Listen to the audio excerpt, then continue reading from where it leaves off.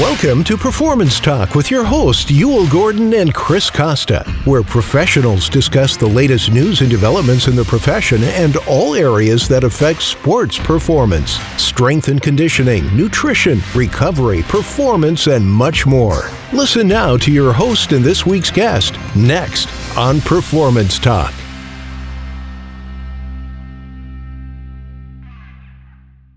Why don't you interview our guest today, and then let's get the show rolling. We have Dr. Stephen Bird. As you're watching us on video, he's in the upper right. There's Sarah Terrell and wonderful Dr. Matt Jordan. How you doing? Great. How are you guys? Well, Good, how cold good. is it in Alberta right now? Not too bad, actually. Yeah, it's kind of a nice winter day. Wow. So Yeah, we've around been freezing. Nice. we've been giving Sarah grief because she's in a park and it's 58 degrees in her office. Yeah, but that's shorts and t-shirt weather in Alberta, though.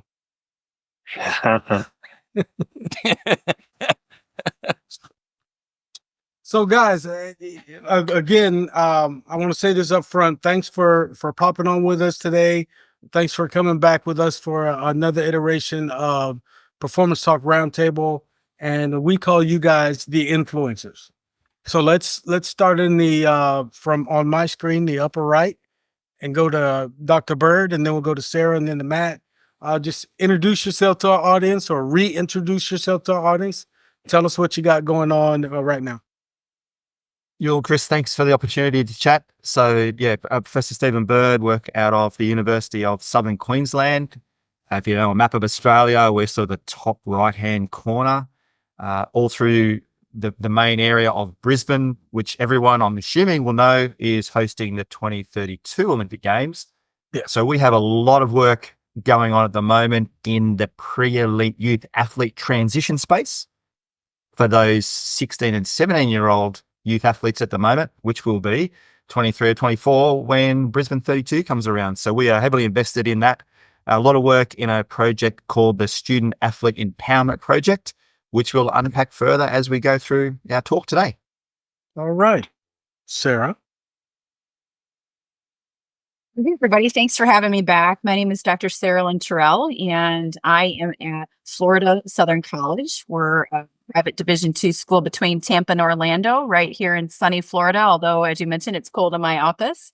So I'm a program director. I've been the program director here for almost 11 years, and I'm currently working on wrapping up another semester, doing a few of our own little research projects here and getting ready for the holidays. So happy to be back. Thanks for having me.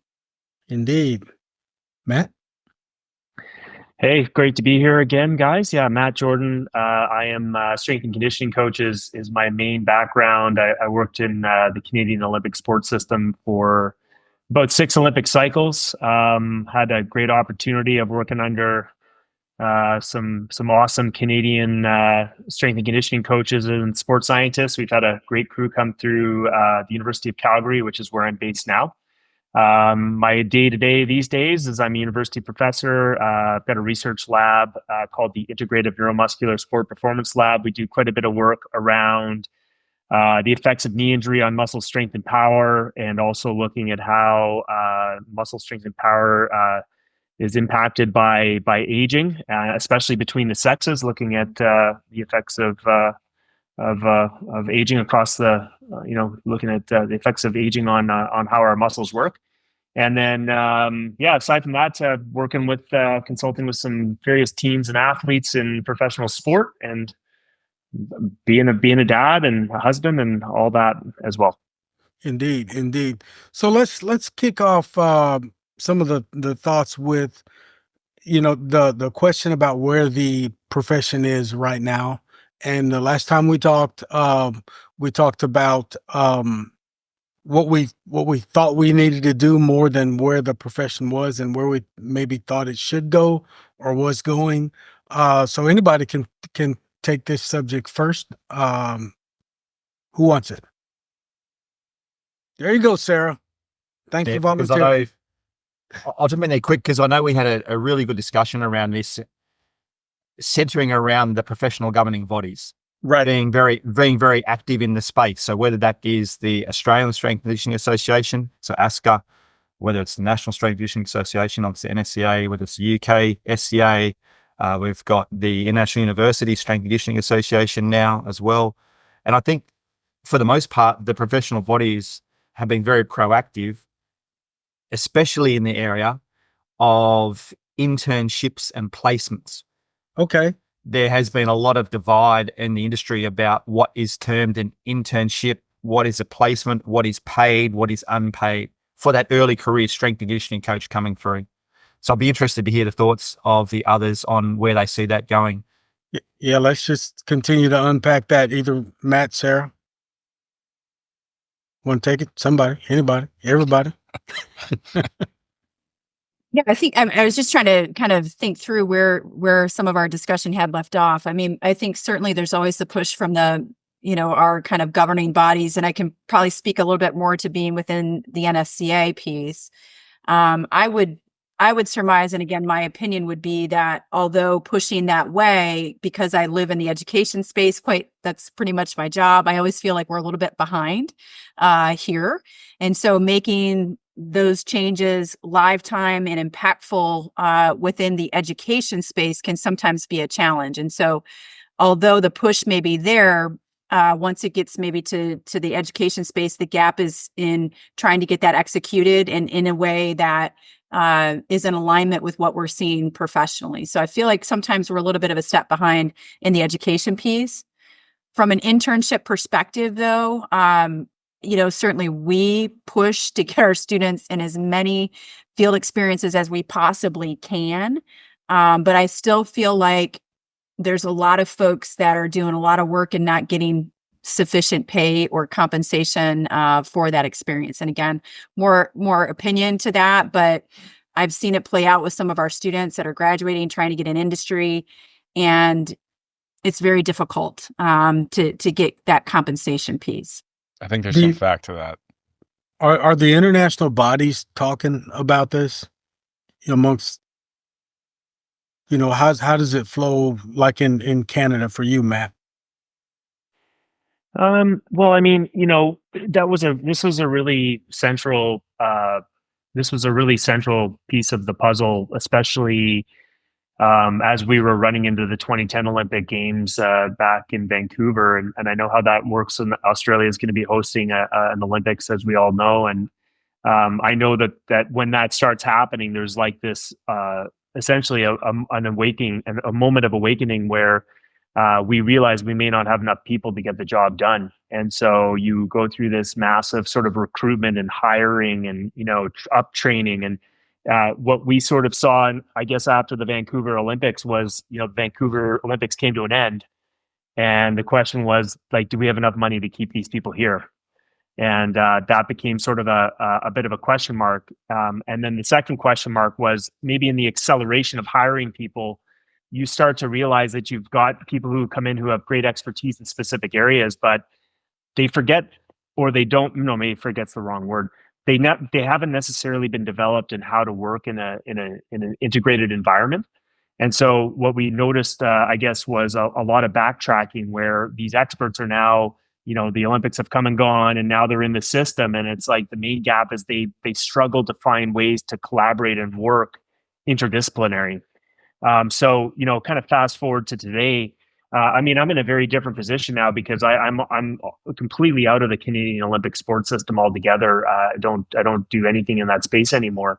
But my graduate students in my lab are often their career interests are to eventually use their master's or their PhD degree to get a job in either professional sport or some sort of high level sport opportunity. And I think the main thing that I'm seeing is as sort of like what I'm trying to help them sort of develop are these well-rounded skill sets of, being able to work with data, being able to coach, being able to work in an interdisciplinary team. So we try to set up a lot of their committees and their, and their experiences so that they get broad exposure to different areas that they're going to need once they exit the university environment. And it's just funny. I'll just wrap up by saying that was the gap almost as I was exiting Olympic sport, as we were realizing that we needed a more broad sort of curriculum for people to learn about each other's domains, not to replace expertise, but so that people had a common language. Because I think that's where the magic happens, is when you got people who can see each other's point of views and experience in a way that is integrated. I think that common language is a great point, because way back in the Stone Age when I was coming through the whole process, the if you were an athletic trainer, you spoke a completely different language than the strength coach, and For sure. then the MD would come in and he was speaking another language, Yeah. and then you'd go back for some research, but the academic folks were speaking a different language and had a different starting point from where they were. So Yeah. a lot of frustration. So has that frustration um at least been acknowledged, if not addressed? I think I'll just quickly say that as I was exiting the Olympic sports system here, that was a front and center focal point. And the other area that was a big focal point too is developing the personal leadership skills and communication skills and organizational leadership skills as well in the management level. People had expertise but didn't really know how to manage people. And so that sometimes gets lost in academia for sure, but also in sport, is you have all this knowledge about, I don't know, athletic therapy, but you forget that it's not about the badge you wear. It's about serving this common purpose that everybody has at the highest level about elevating athlete performance. And the badge you wear, whether it's an athletic therapist or strength coach, is not how you represent. You should be representing the common purpose. And that means that you need to understand leadership skills to be able to sort of get people in that frame of thinking. And so, yeah, I mean, I think that's been a big trend and a big shift in how I see education and internship programs, I guess, evolving. Curious to hear what everyone else thinks. And I think that's a key point. I know with one of the master's programs that we teach at Uni SQ, one of the subjects which we get the most feedback on from students is a subject which is aptly named communication, leadership, and negotiation. That is the subject that all of the students in their student feedback evaluations will say they've got the most out of any subject. It has been that one. And the portion of that, and if we break those down, communication, negotiation, and leadership, the area that they feel they develop the most skills in is that negotiation piece. As an early career strength and conditioning coach, how do I walk into that meeting and say, this is what I'm worth, and negotiate your first contract? That's something that we learn along the way as practitioners that we're not really taught at the beginning. So we've invested a lot of time in that aspect, and the feedback from the students has been wonderful. They've really enjoyed that component specifically.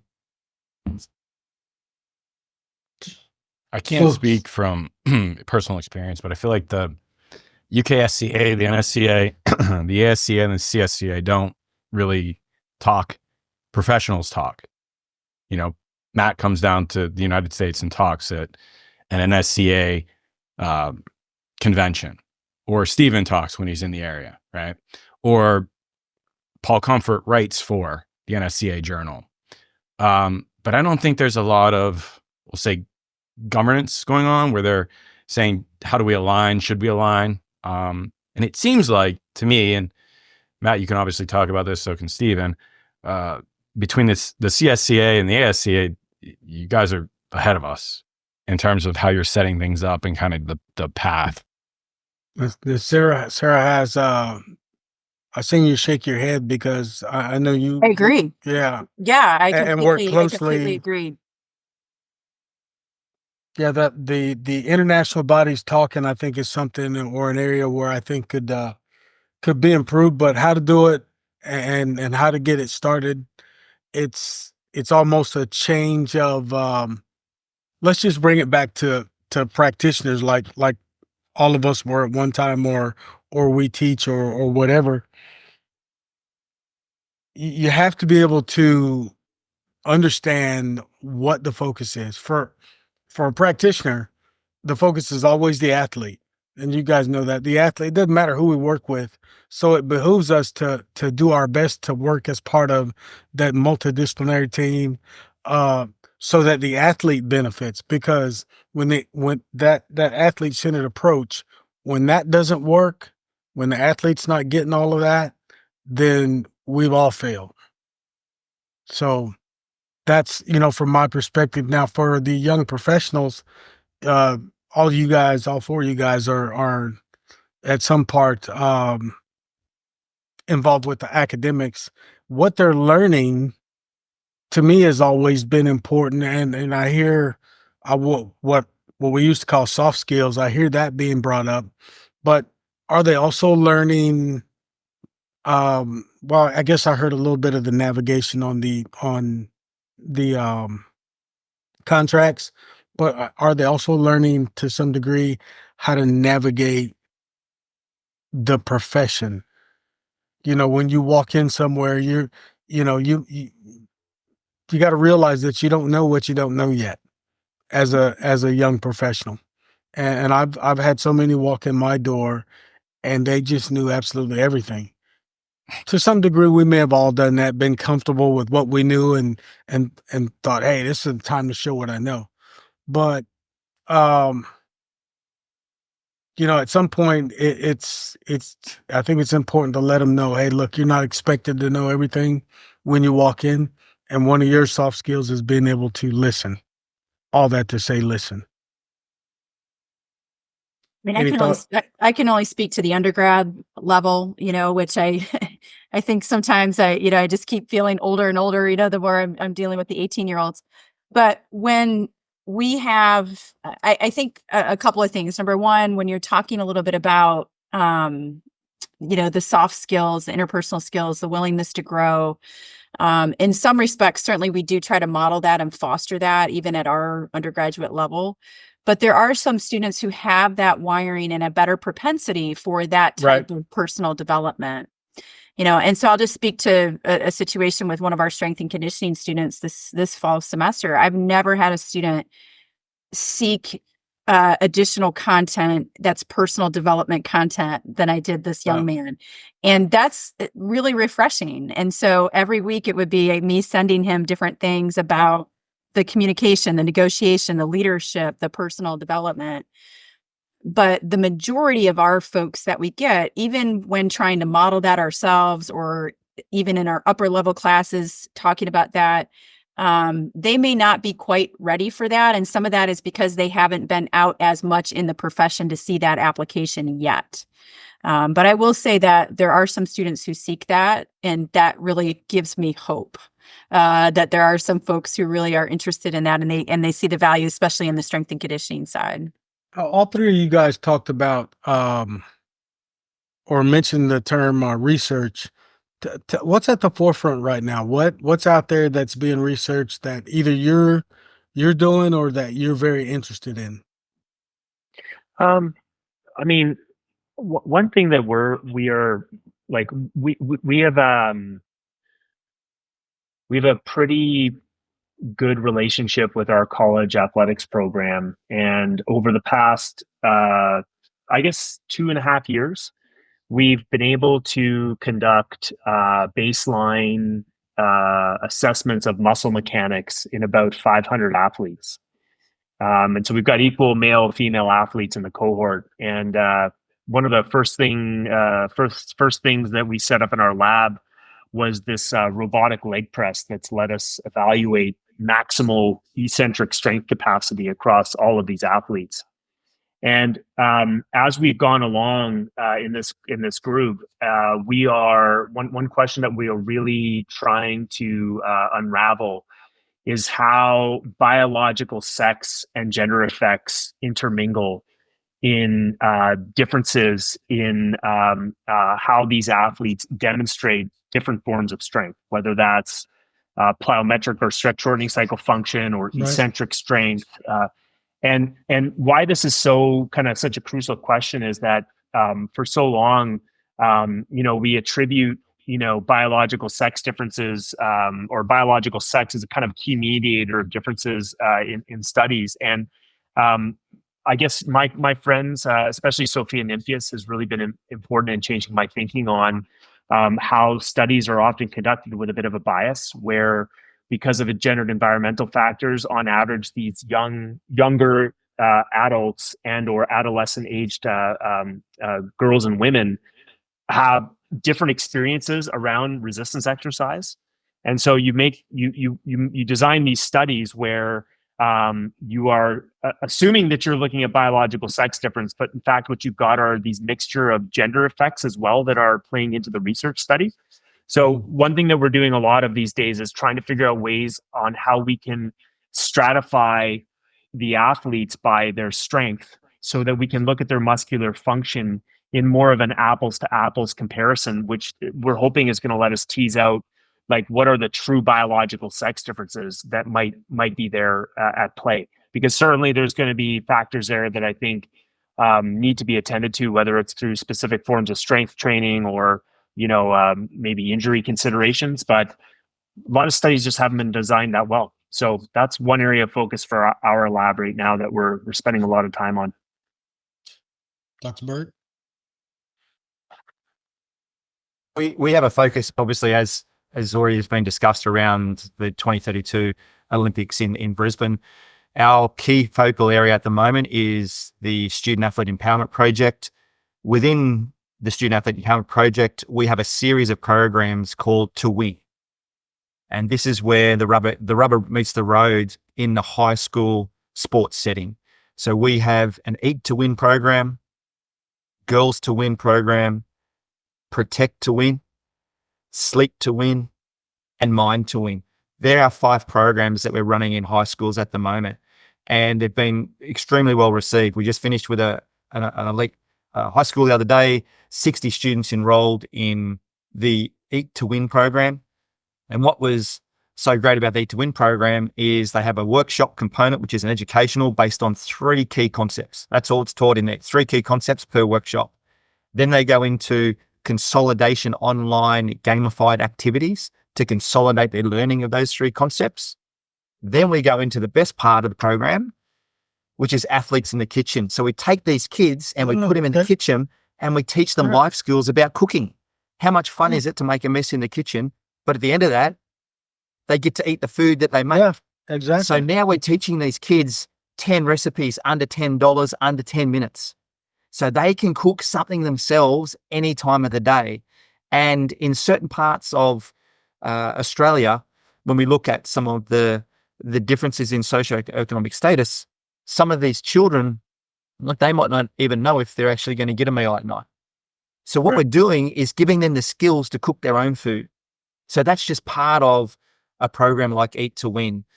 Protect to Win is the other program we have had a significant interest in relation to our student athletes involved in collision sports, because that program is run by Dr. Chris Caviglio, an amazing strength conditioning coach, world-renowned coach, and that is our neck strengthening and concussion research program. So you can imagine all of these collision sport-based schools. And when I say collision sport, I'm talking from basketball all the way through to rugby league, rugby union. Right. How can we look at the impact that potentially either neck strength or neck girth has on braking forces? How can we train that appropriately? And then what does that do in relation to anterior oblique sling? All of this action happens in the frontal plane, especially with the deceleration forces of collision. It may or may not mean anything, but let's explore that. And all I can say is the athletes that are training their neck more frequently consistently report feeling stronger through the kinetic chain. Their whole unit just feels stronger. So there too. And then we can touch on Girls to Win in a little while, but that's the other program where we have a significant amount of work on at the moment with a world-renowned researcher in Dr. Brianna Larson. Brianna worked with the Australian swim team for many years, but she is leading our Girls to Win program, which is excellent. So the Eat to Win program, and I'll just touch on that before we go to Sarah. I have implemented in, because I'm an avid gardener. I like to garden. So I do something similar where I'll take the athletes out after their warm up and we're in between whatever, and I'll show them, hey, look, this is what I'm growing. This is what the nutrient value is of this and this and this, whatever. We had a nutritionist come in and a master gardener and taught them how to plant, just simple stuff, tomatoes, carrots, stuff like that. I said, you don't have to be, you don't have to starve even if you're hungry. So if For you just sure. put something in the ground that's worth your body taking in, Yeah. and this is how it helps. Sarah, what And about you? that's life skills. That's life skills. That's Right. teaching them things that they can take throughout their entirety of their life, right? I Which agree. is Home wonderful. economics Which is back. wonderful. That's awesome. And I'll just go ahead and say, yes, that's why we're also behind here in the States. That's such a fabulous program. So again, I'm in a little bit different situation, but I'll just talk a little bit about kind of what I've been working on. It does sort of apply to what we're talking about here today. So I kind of put, kind of thought experiments in the universe right now. I've been looking at CAM morphology in the youth athlete, specifically putting out into the world. We just put an article out with the British Journal of Sports Medicine about, what would be things that we could look at key peak height velocity and changing that Okay. force vector at the hip. And there's certain ways that we could do that. But what we're postulating, we've got another article under review, is looking at the concept of periodization, but reducing those moments of flexion, internal rotation, and adduction that often change the morphology of the hip, specifically that CAM morphology for the adolescent athlete. So that's one thing that we're working on. I don't have a fancy lab. So what I do is put thought experiments into the universe through lit reviews and, kind of just putting that stuff out in this space. So that's a current area that I've been working on for quite some time.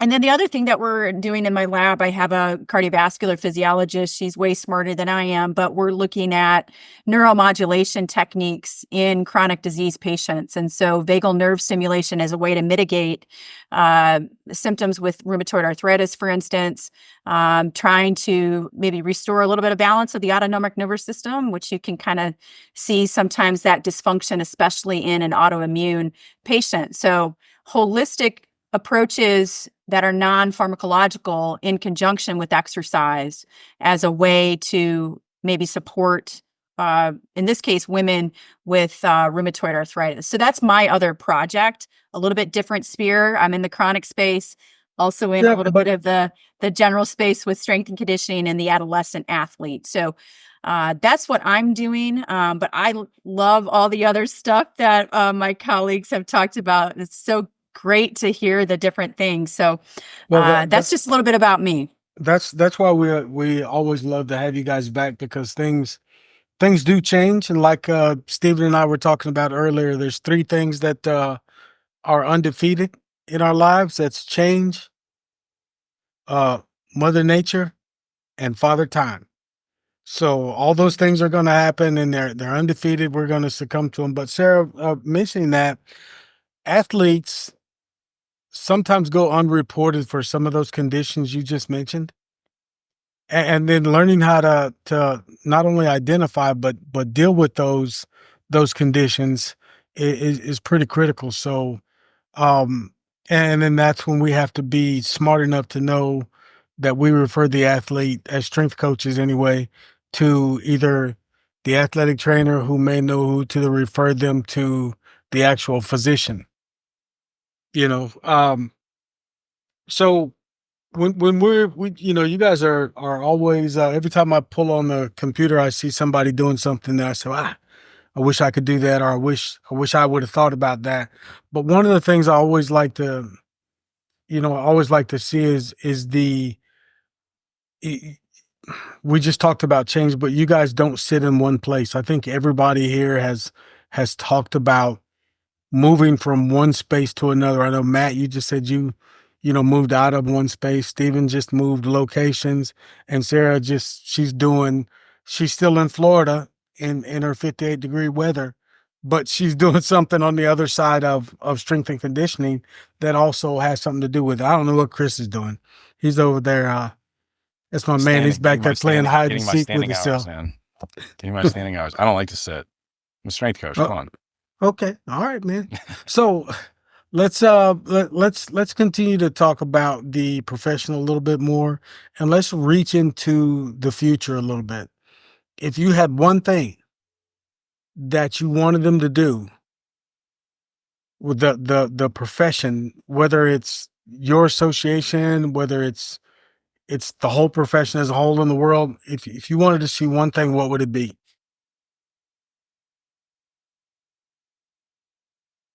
Cricket.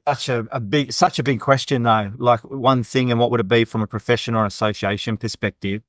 I think for me, it would be the governing bodies in Australia, in my context, lobbying the government to allow strength and conditioning coaches to be afforded the same healthcare rights as an exercise physiologist or a physiotherapist. Yeah. So in Australia, we have the Australian healthcare system, Medicare. Every Australian is entitled to 5 sessions a year under Medicare if they have a letter of referral from their GP, which says they have some type of chronic condition. That could be the most common ones that you'd be familiar with: diabetes, asthma, Right. metabolic, cardiorespiratory, musculoskeletal. And then they go and they get those 5 sessions divvied up between, okay, you might need to see the dietitian and we'll give you 2 sessions with the exercise physiologist and the remaining sessions with the physiotherapist. Now, my argument would be is strength and conditioning coaches have a specific skill set that the physio doesn't have. Yeah. Right. That the exercise physiologist doesn't have. And we are working generally from, if we talk about, bed to podium and that whole range in relation to athletes coming out of rehabilitation and then moving them forward. Why would strength and conditioning coaches not be able to provide services under the same conditions as an allied healthcare professional that physios and exercise physiologists done? So that would be on my wish list. What about you? What about yours, Dr. Jordan?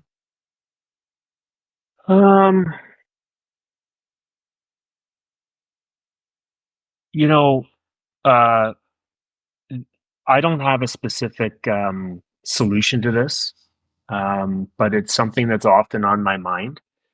When I get approached by undergraduate students who hear about my career path, and they love strength training and they maybe aspire, often we end up in my office having a chat, and the chat usually goes something along the lines of, how did you get into this position? And I explain and then we talk about career options and like where you end up and what it's like. And, I think sometimes what I find myself doing a little bit is not that I'm discouraging them from it, but that I have to warn them a little bit. Yeah. I have to kind of like say, it's like, if you did physical therapy school, you would be a something and you'd get a job anywhere in the city. Right. But if you go in this direction, you got to hustle and you got to work. You got to be willing to pay the dues. And you got to be sort of willing to kind of like work your way through to get the experience, the knowledge. It's like the path is kind of more difficult to kind of lock in on. Right. And then I find myself saying something along the lines of, and you kind of have to think about your exit plan. And I know that seems crazy to have to be saying this to an undergraduate student, but in some ways you kind of know that as time goes on, some people stay in the profession and they're able to stay there the whole time over their career. But my experiences, at least with friends who are in the profession, is that a lot of people have moved on to something else or end up redefining along the way. And it's one of those things that I don't necessarily think that it's the most straightforward pathway like that. And so I guess what I'm trying to say is, if I could change one thing about the profession going in the future, is I would try to help give more structure to questions like that, so that you could sit there at 23 years old and you could have a sense of what your career would look like over the long run. Yeah. So, yeah. So a defined path or some clarification, some boundaries, all that stuff, so that, if I stay right here, I will be a successful strength coach, provided I do the work. Can I just piggyback on that for 1 second? Sure. So my question to the panelists: How many NFL teams are there? 32. How many NBA teams are there? I think it. Choose a number between 29 and 31. Yeah. So 30. Yep. How many Division 1 colleges are there? It's 365. I just looked it up. Yeah. So my point is, what do you got? Less than 400. All these aspiring, I want to work at this level. I want to be an NBA strength and conditioning coach. I want to be an NFL strength. There's less than 450 jobs in the States at that level. But where you might about be more 4 in needed football is per team ahead. Yeah, so then three we'll call them underlings, right? The NBA, Right. you're lucky if you get 2. The NHL, you're very lucky if For you sure. get 2. For sure. So the MLB, that's- it goes all the way down to, AAA ball. So they But might have a staff of 10 taking it all the way down. Again, like you said, roughly 30 Low teams. numbers. Low numbers. There's not a lot of jobs available, and everybody's competing for those jobs. So it seems like we push younger professionals away from where I think they might be most needed, which is the high school level. Or we haven't educated the high schools, the administrators and those folks enough in the high schools to realize, hey, I know your football coach is a great guy, but he's the linebackers coach, and his background is in coaching and those things. His background's not in, anatomy, physiology, and all those things. So he's in there flipping through a magazine or a book, and he's pulling workouts from there. He's not developing too much. Or Instagram. If God forbid.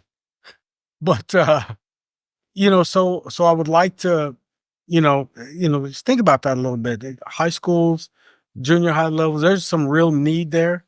And 100%. since I've gotten old and don't want to be out in the hot sun all the time or as much, I spent a little more time with high school students and junior high students.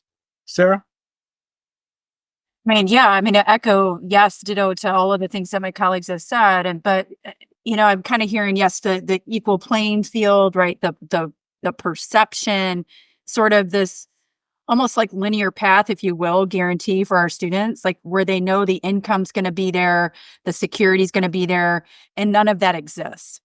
So if I could think about what would I want to change, I would want to change that at least in the United States, our governing bodies would play nicely together in the sandbox so that we could finally agree to what is that set of competencies, move that forward and become licensed. Because that is part of changing the perception, which then allows us to be in the same playing field, which allows us to then maybe do some policy that has a real big impact. And hopefully as part of that, we do start getting our best practitioners with our youngest athletes, right? Those adolescents, those high school folks. Because, as I alluded to earlier, right, we're talking about the movement literacy, we're talking about force vectors, we're talking about you need to have your best people working with those young persons.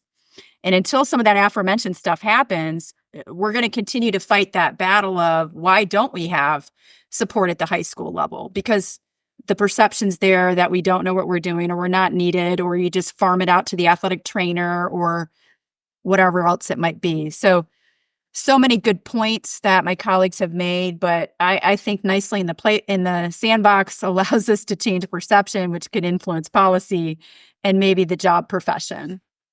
Who do we approach to get something like that done? Canada, U.S., Australia. Stephen, you said your governing body. Sure. Yep. Yeah. Look, so the ASA in Australia, but I do want to throw a shout out here to Andrew Langford, who is one of the chiefs of the International University Strength and Conditioning Association, which is based in London. They have recently published a paper, a development of an international qualification framework for the strength and conditioning profession. And the idea of that paper was to call an apple, and orange. So if you have a CSCS credential, what does that mean in relation to an ASCA level 3 master coach? Right. What does that mean in relation to a UKSCA certification? Right. So I think what the IUSCA are trying to do is to create a level playing field based on a standardization of qualification, irrespective of where you are. Yeah. Which then hopefully would allow a transfer of credit, so to speak, that your credential is then internationally recognized. Like, it's not just a qualification in Australia that doesn't meet the same requirements in America, Right. that doesn't meet the same requirements in the UK. So I think that is a really good place to start. And the next part of that paper is available online on the IUSCA website. And the next part of that is trying to get, okay, who are the key stakeholders we now need to pull into the same discussion, as Sarah's saying, to then actually make some movement in this, that we are all in the sandbox, talking the same talk, walking the same walk, providing the same opportunities for our students, our early career strength and conditioning coaches, to come through with better guidance on the qualifications, and trying to address that supply and demand with the number of student graduates coming through with these golden plans, and they see you at the Olympics and they think, oh, that's what I want to be. How great is this? But they don't know. They've never walked in the shoes of one of the panelists on what they've had to give up and what they've had to do to get the role that they've got now and what they've achieved along the way. But they have this grandeur of, I know when I was fortunate enough to go to the Rio Olympics, everyone was like, oh, how great was Rio? Did you see this and you see that? And I went, no, I saw my room in the Olympic Village and I saw the badminton court, and that was it. Like, we didn't go anywhere. We're doing it. That was it. Like, it wasn't this big grandeur that people, I'm sure others have had similar experiences. It's not the grandeur that people may perceive going to Olympic Games to be, for example. Yeah, I know some younger athletes back in the day used to get me about, you get to work with so and so, and you get to work with this pro and that pro, and you get to see this. You were at this game, that game, this, that's. I said, man, all I seen was ankles and feet and knees. That's really all I saw, because at that time I was also an athletic trainer. So I was. We're watching the play before and the play after to see if the athlete's still moving. I couldn't tell you the actual game. We just come back from Eurobasket with 10GB basketball with the women's program. I couldn't tell you what happened in the game, but I can tell you specific points where I saw players place themselves in positions of vulnerability that I may need to follow up afterwards. Right. So as we continue to move on through this panel discussion, what I want to do next is go to each one of you. Sarah, we'll start with you this time, and just tell us a little bit about, and we kind of done this earlier, but where you feel athletes are, not necessarily the profession, but where are athletes, and talk about, you work with those who are going to work with athletes. So you're working with students. So maybe you can do it that way. Tell us where students are. What do they think they're getting into when they enter into your lecture hall or your lab? Yeah, happy to address that. I was just pulling the article that Dr. Bird was referencing, so thank you for that. I've got it on my other screen. But yeah, I guess I'll speak certainly to the student side of it. Our students, again, as they come in as undergrads, they don't know what they don't know. So we spend a lot of time cultivating a network for them and expanding their knowledge of what exercise science is. They're all going to come in and be physical therapists. And then they realize anatomy and physiology is kind of hard, and you kind of got to know phys and all that stuff. So we do spend a lot of time educating them about what they can do with exercise science. So that's what we spend time on within our program, and that's very beneficial for them. We get them out as best we can into field experiences and to just start learning a little bit by observation and getting in the weight room with our strength and conditioning folks or our sports medicine folks.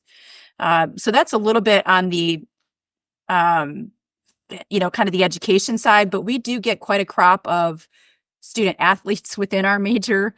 And we work obviously with our strength and conditioning folks here as well. And so I do spend time in the weight room with them. The student athletes within our major have a lot on their plate, and we see the challenges that I'm sure many of our colleagues here see, and that is it's very difficult for them to manage even the pressure of a Division II, schoolwork, parents, nutrition, girlfriends, boyfriends, life, college. So the resiliency piece is very difficult. I would say we've had more concerns with especially our student athletes being able to make it through a semester and make it through a season, from a mental health standpoint and a physical resiliency standpoint as well. I could say so much more on that, but educationally, expanding their knowledge, what we see is a lot of stress on young people who struggle to have the skills to deal with it. Dr. Jordan, you've worked with a whole bunch of athletes, and now you're in the academic side. Kind of put both of those together, and tell us what you've seen throughout your career.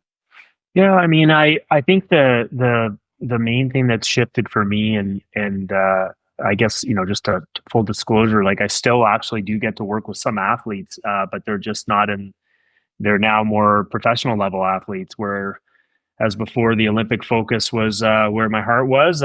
Just in my circumstances at the university, like I don't really like. There's a pretty big gap between me and the college athletes or the university athletes. So I mean, I don't get involved at all with their care or their training. I'm completely removed. So it's kind of interesting. So I've seen it from like three levels. Like, what were the athletes like 20 years ago? What are they like now as students? Because a lot of them are in my classes. What are they like through the lenses of my graduate students who are also typically strength coaches?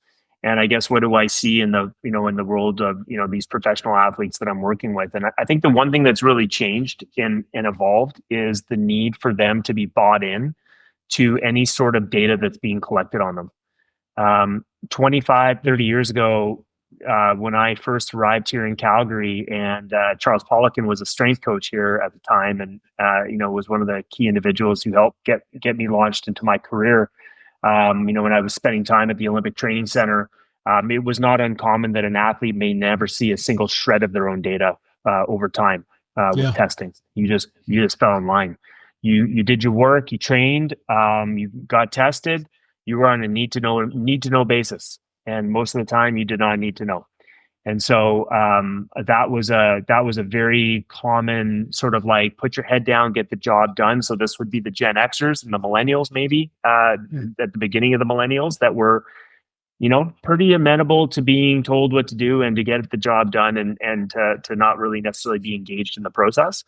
It's gone so far now to the other side, and I see it in all kinds of different positive lights. Like when I teach about this material in my class, I will have students who come up who are being tested in my lab through the sport program, and they'll say something along the lines of, wow, like I wish I had known all the science behind why we were doing these tests when I started with the program last year, because it's finally making sense. And I finally see why this matters. You could see the excitement, right? Because now they're getting bought in. But in the absence of that moment where they're getting bought into the process and to the idea of data, I find there's a much bigger resistance against it. And so very much now there's a bit more of a push and pull about like what athletes are willing to do, about their protections, obviously, if they're sort of in a sports scenario where their teams are collecting information on them.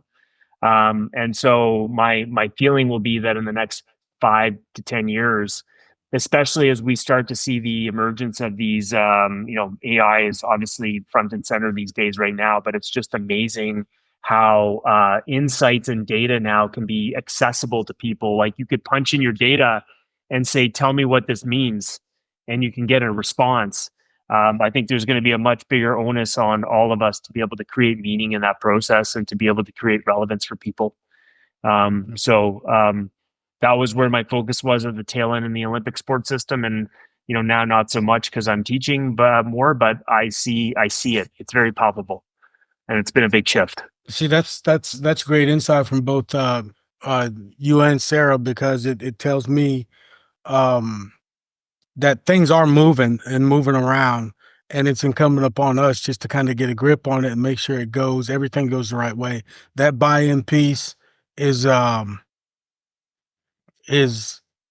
of the things I believe practitioners need to work on with the athlete. I mean, a lot of practitioners still walk in the door, say, "Hey, we're going to test this," and they run them through a test, and that's it. And if there's not a researcher there or a purpose for that test, that they just, the athlete asks the question, why do we do that? What is it for?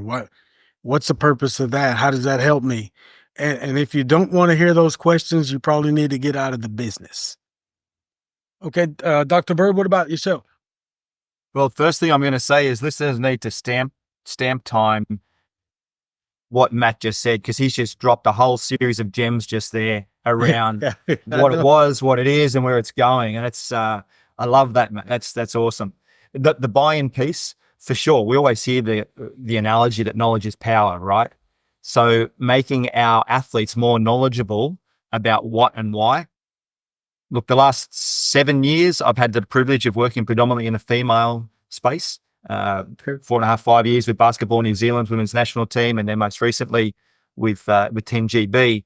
And one of the changes working with the head of medical and performance at Team GB has been this desire to be so incredibly open with the athletes about every single piece of data that's been collected.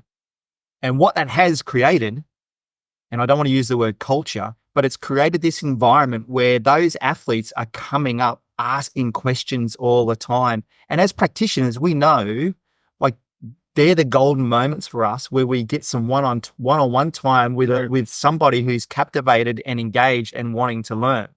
And the example I'll give you was something as simple as tracking some sleep data with the group when we're in intensified training camp, 2-a-days. Okay. And then 6 games in 7 days, right? So that's an intensified block in a competition, international travel, the whole bit.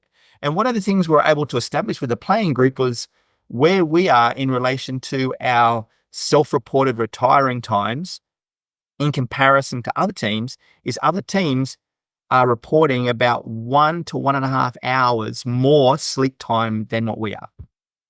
So let's take that across those 14 days. Right. Like there's 16 or 17 hours extra sleep that the other teams are getting. So we were able to put some actionable steps in place. The athletes were so grateful that, here is the data. This is what we're talking about. The second part of that, I think, for practitioners is how are you going to deliver and change your professional vocabulary that it can be heard by the target audience. The vocabulary I may use in the board meeting with the key stakeholders may be different to the managers and trainers, may be different to the athletes, but the message I want to get across all 3 groups is going to be the same. So, and I know early on we spoke about soft skills, and I want to challenge all the listeners here. It's not soft skills. They're essential skills. Okay. So why do we call them soft skills? Everyone has this perception of soft skills. They're essential skills. Yeah, I get you. But the perception is, we talk about soft skills and I need to be able to communicate a bit better. And if I was able to send a letter to my future self when I started in the industry, the first thing I would have said is go and find yourself the best communicators that are out there and go and spend time with them to learn how to communicate. Yeah. And that's what I'm actually doing right now. I'm undergoing some courses in communication because I feel so strongly that that's a skill set that I need to develop personally. And that's a great segue into kind of my final big block question. It's about building programs. I mean, I know, Sarah, when we talked on our initial interview, and then again at the 23 National Convention, we talked about you were just kind of getting the program off the ground and that kind of stuff. So I'm curious.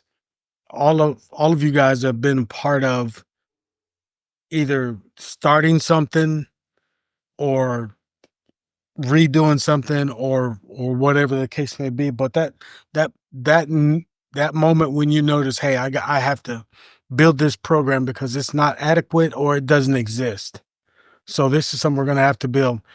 Just real quickly for you, you don't have to give it too much thought, but let our audience know kind of what steps would be critical in doing that.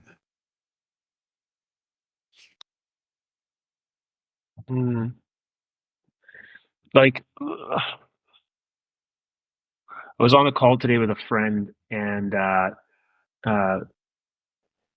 they said something to the effect of value, like in any startup or any company, value is placed on the ability to solve problems. Okay. And so when you it. start talking about building a program, and I'm super guilty of this over my life, is where I've built programs or things that I think are pretty cool. Right. They don't solve anybody's problems. um, Yeah. you don't really have a good understanding of what the problem is, and so you kind of just do what you think you would like. So I think in terms of your question about building programs, I think the more you move, and sometimes you just got to start with what you like, because you don't really know, right? Yeah. But you throw it out into the world, you get some signal back. But what I would suggest is that you're in a process of trying to understand what people's problems are, because once you know the problem, you can start to figure out maybe the best way to solve the problem with a program. And when you're in that mindset of now building a program to solve a problem, again, it's that idea of understanding that, like, you're not trying to build what you think is cool. You're trying to build something that is right for the person who's going to be using this. I can recall a conversation I was on with I was involved with a startup that does a shoe sensor. And we were talking to an investor, and me and this other computer engineer on the team were nerding out about how cool we thought the system was. And he said, geez, it's just like every other startup, man. You guys are so in love with your own ideas. Like, he's like, tell me about the customer. Tell me about the client. Tell me about the problem. And that's actually something that even in research, sometimes I think we fail to do on, I think about my work in the university, is you do research because it's research, but you forget about like what the impact will be. So that would be my main thing, is to say, figure out the problem and hone in on that and what people need. Then you got to build something that's excellent. It's got to work, and it's got to work every time. And then if you want this program to do anything, you got to put it in front of the people who are going to use it. And so if you're building a business, that means you got to market it and get it in front of the audience.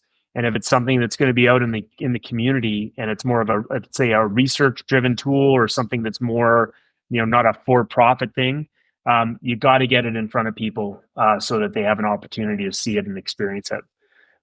So those are my three thoughts on building a program. Okay, so great perspective. I liked all of that. Sarah, can you kind of mesh that in with building the academic program there? Oh my gosh, we don't have enough time for this particular question, right? There's so many layers to the onion, doing this to me again. But I'm going to start first with kind of looking at it from just my own experience, right? Like, coming into a situation, I think it's important to know your compass.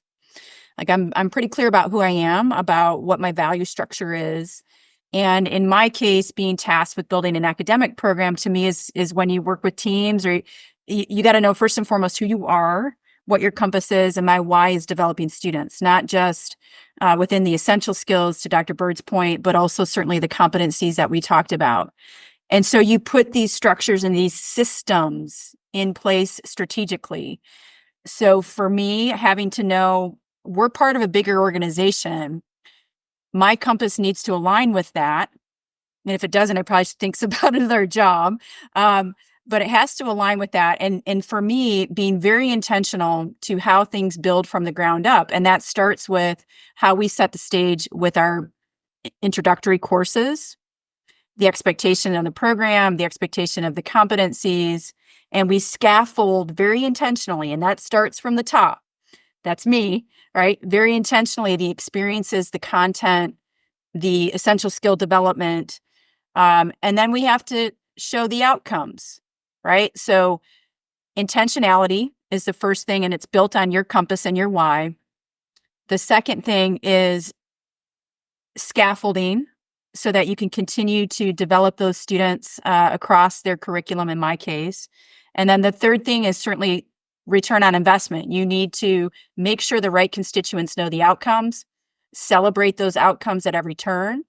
Because in our case, enrollment matters, right? So not necessarily a business piece, but it is a business piece, because if I don't have the students, I don't have a job. So that's kind of where I go, what's your compass? How are you going to scaffold these experiences, both in the classroom and the student you're trying to develop? How are you going to make sure your stakeholders know that you're doing an awesome job? And how are you going to celebrate that success? That's part of building a culture, even in an academic arena. Right. Outstanding. Outstanding. Dr. Bird? Couple of things here. If I just want to reflect back to Matt once again, listeners, I encourage you, go search Inky Johnson, INKY Johnson. He talks about process, not product. Yeah. Go and find that. Sums everything up, and he does it way better than I do. The second thing around culture for Sarah, I'm going to say culture is how your employees and your team feel. What do their hearts and stomachs say Monday morning? What does that say on Sunday night when they're thinking about having to go to work Monday? That will tell you about your culture. And I think that developing strong teams requires us to really recognize as leaders and as influencers the two key traits that all of our employees have. They want to feel that they're heard, and they want to feel like they're valued. And if you do those two things, provide them a platform to communicate and listen and recognize when they do things really well and they're valued team members, you're on the way to developing something that's going to be long lasting.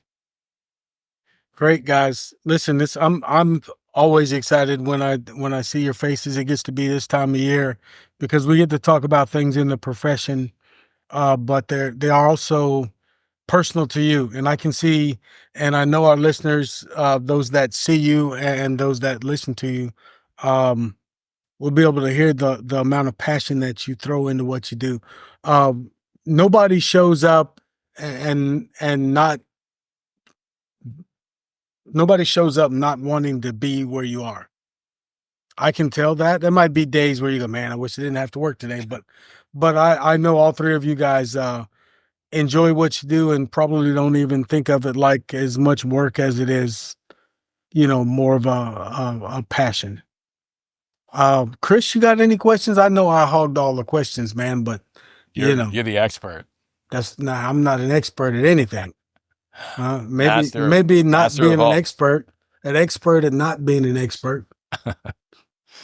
No, we want to thank you guys for coming on behalf of you all and our listeners as well. We appreciate you guys giving up your time, especially given the time zone changes. We really appreciate it. We look forward to having you guys on again, hopefully, before the next Christmas, but we'll see what happens. This has been Performance Talk with Ewell Gordon and Chris Costa. Today was our strength and conditioning roundtable. We'll see you again real soon, guys.